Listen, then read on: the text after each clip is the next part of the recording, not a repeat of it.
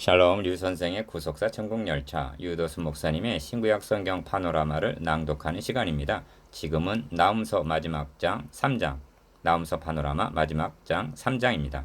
니느웨가 심판당하는 원인. 요절은 4절. 이는 마술의 주인된 아리따운 기생이 음행을 많이 함을 인함이라. 그가 그 음행으로 열국을 미혹하고 그 마술로 여러 족속을 미혹하느니라. 3장의 주요 내용은 니느웨가 어찌하여 심판을 받게 되는가 하는 그 원인을 말씀함에 있습니다. 이 원인은 나훔 선지자 당시보다 최후 심판에 매우 가까이 다가선 현대교회도 거울이 된다 하겠습니다. 1. 화 있을진저 피성이여 그 속에서는 괴율과 광포가 가득하며 늑탈이 떠나지 아니하는도다 합니다. 1절.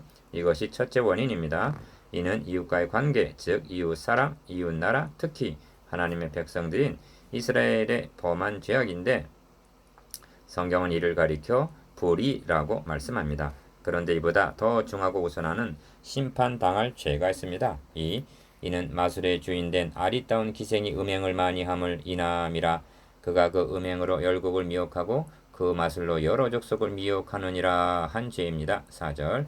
이 한 절 안에 음행, 미혹, 마술이라는 말이 각각 2번씩 강조되어 있음을 주목하시기 바랍니다. 3. 첫째, 음행입니다. 음행은 자기 남편을 버리고 다른 사람을 좇음을 가리킵니다. 그러므로 성경이 말씀하는 궁극적인 음행은 하나님을 배신하고 다른 신, 즉 우상을 숭배하는 것을 뜻합니다.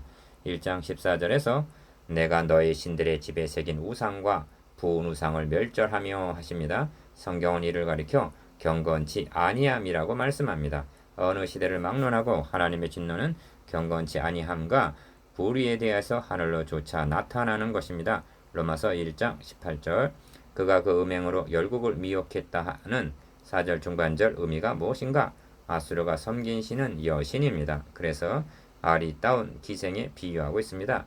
아수르는 많은 나라를 정복했는데 그들은 무력으로 정복한 후에 자기들의 신을 믿게 하는 종교로 정복했던 것입니다. 4. 음행으로 열국을 미혹하는 것은 아수르에 한한 것이 아닙니다. 계시록에서는 바벨론을 큰 음녀라고 말씀하면서 땅의 임금들도 그로 더불어 음행하였고 땅에 거하는 자들도 그 음행의 포도주에 취하였다고 말씀하십니다. 계시록 17장 1절에서 2절. 현대판 우상, 즉 음녀는 그 옷을 섹스, 쾌락, 유혹하는 음악이나 영상, 물질 만능 등으로 갈아입고 온 세계를 뒤흔들며 미혹하고 있는 것입니다. 오늘날 땅에 거하는 자들은 그 음행의 포도주에 취해서 계시록 17장 2절 비틀거리고 있다 해도 과언이 아닙니다. 본문에는 마술이라는 말이 2번 등장하는데 온 지구촌이 마술에 걸려 있는 것이 아닌가 싶을 정도입니다. 그러므로 오늘의 아수르나 바벨론은 세속주의를 총칭하는 이름이 될 수가 있습니다. 음행, 미혹, 마술. 1.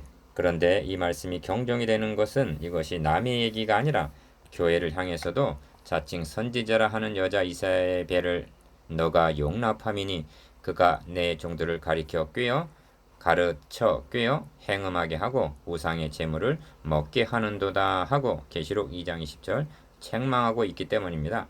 교회의 행음은 비진리, 다른 복음을 용납하는 일입니다. 본문에는 미혹이라는 말이 2번 등장하고 있는데 이는 불신세계보다는 더욱 거짓 선지자와 결부되는 용어입니다.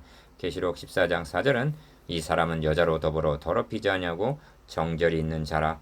어린 양이 어디로 인도하든지 따라가는 자며 사람 가운데서 구속함을 받아 처음 익은 열매로 하나님과 어린 양에게 속한 자라 하고 말씀합니다. 오늘날 진리면에서 나는 단 한 번도 더럽히지 아니하고 정절을 지켰노라 말할 수 있는 자가 몇이나 될 것인가? 이 만군의 여호와의 말씀에 내가 너의 대적이 되어서 너의 치마를 걷어 쳐 너의 얼굴에 이르게 하고 너의 벌거벗은 것을 열국에 보이며 너의 부끄러운 곳을 열방에 보일 것이요 하십니다. 5절. 이것이 음녀에게 내리는 형벌입니다. 여기서 주목하게 되는 것은 내가 너의 대적이 되겠다는 말씀입니다. 2장 13절에서도 만군의 여호와의 말씀에 내가 너의 대적이 되어 라고 말씀합니다. 우리는 이보다 더한 두려운 말씀을 알지를 못합니다. 그런데 저는 예레미야서를 상고하는 중에 나는 너의 대적이라는 예레미야 21장 13절 말씀을 발견하고는 깜짝 놀랐습니다. 왜냐하면 이는 하나님께서 사랑하는 자기 백성 유다를 향해서 하신 말씀이기 때문입니다. 하나님께서는 예레미야 선지자를 통해서 심판을 경고하면서 회개를 촉구하셨습니다. 그러나 저들은 누가 내려와서 우리를 치리오, 누가 우리의 거처에 들어오리오 하고 조롱했습니다. 누가 이렇게 말하고 이렇게 백성들을 미혹했는가? 거짓 선지자들입니다. 그들은 평강하다 평강하다 하고 거짓말을 했고 백성들은 이를 좋게 여겼습니다.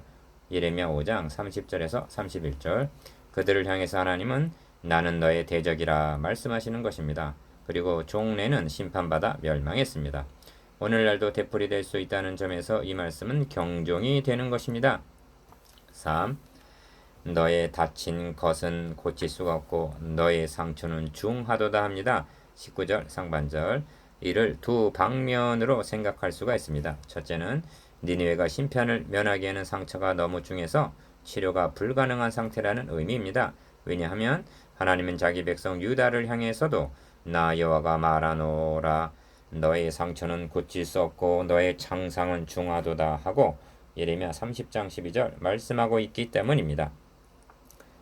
즉 만회할 수 없는 역대하 36장 16절의 상태가 되었다는 말씀입니다. 둘째는 이를 문맥적으로 보면 심판당한 니느웨가 다시 일어난다는 것은 불가능하다는 뜻이 됩니다. 그리하여 너의 소식을 듣는 자가 다 너를 인하여 손뼉을 치나니 이는 너의 악행을 늘 받지 않은 자가 없음이 아니냐 하시는 것입니다.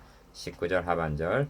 이 점은 어느 국가에만 해당되는 것이 아니라 개인의 경우에도 마찬가지입니다. 성경은 악행을 한 여호람 왕의 죽음을 아끼는 자 없이 세상을 떠났으며 무리가 저를 다윗성에 장사하였으나 열조의 묘실에는 아니하였더라 하고 말씀합니다. 역대하 21장 20절. 아끼는 자 없이 세상을 떠났다는 말은 우리를 숙연케 합니다. 4. 이제 나음서를 마쳐야 하겠습니다. 나음 선지자를 통해서 말씀하시고자 하는 불변의 진리는 첫째, 하나님은 사랑의 하나님만이 아니라 공의의 하나님이시라는 점입니다. 불의를 당하는 형제를 보고 분노치 않는 비겁한 자는 어려움에 처한 이웃을 사랑하지도 않는 자입니다. 둘째, 심판이란 야곱의 영광을 회복하시기 위한 구원의 방편이라는 점입니다. 셋째, 하나님은 불같은 진노의 몇 억배보다 더한 이는 무엇에도 비할 수 없는 사랑을 먼저 쏟으셨다는 점입니다. 곧 우리가 원수 되었을 때 그 아들의 죽으심으로 말미암아 로마서 5장 10절. 이제 아셨습니까? 그런 하나님이시기 때문에 투기와 진노는 정당한 것입니다. 넷째, 심판은 앗수르만이 아니라 이날은 온 지구상에 거하는 모든 사람이 임한다는 누가복음 21장 35절 심판의 보편성입니다. 그러므로 나음서는 오늘도 선포되고 있는 이 시대를 향한 경고입니다.